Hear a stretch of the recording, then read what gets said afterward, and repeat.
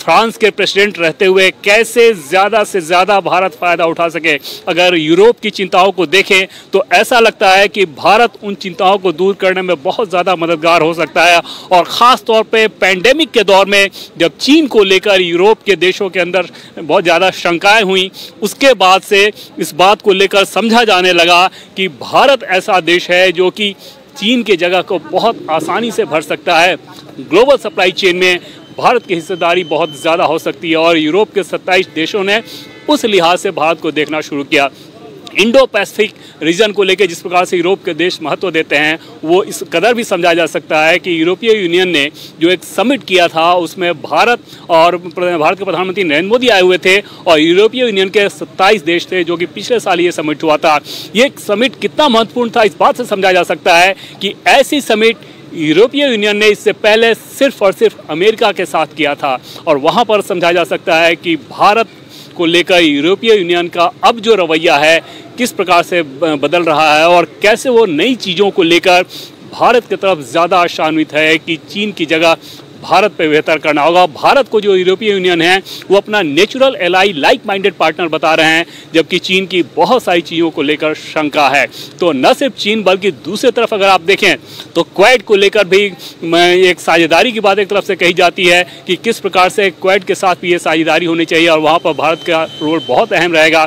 France के president रहते हुए, यूरोपीय यूनियन के काउंसिल है उसके फ्रांस के प्रेसिडेंट रहते हुए भारत की कोशिश होगी जो इंडो पैसिफिक स्ट्रेटजी बनाया है यूरोपीय यूनियन ने, उसे स्वीकार कर लिया जाए और वहाँ पर एक बार फिर से बहुत ज़्यादा संभावनाएं खुल जाती है।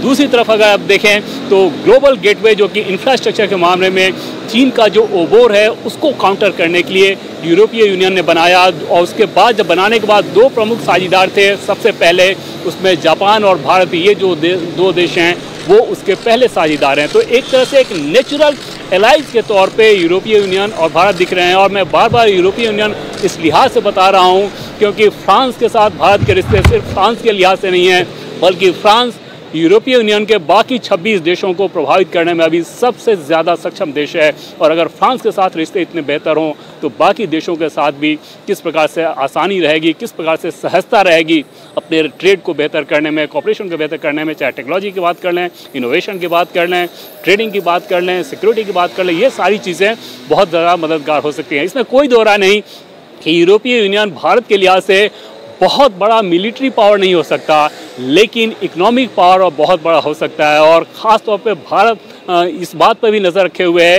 कि यूएस और चाइना के बीच जिस प्रकार से एक पावर गेम चलता है, वहाँ पर भारत और यूरोपीय यूनियन मिलके इन पूरे गैप को भर सकें। इंडिया टीवी हर वक्त हर जगह डाउनलोड करने के लिए सर्च करें India TV news Google play store या ऐप स्टोर पर।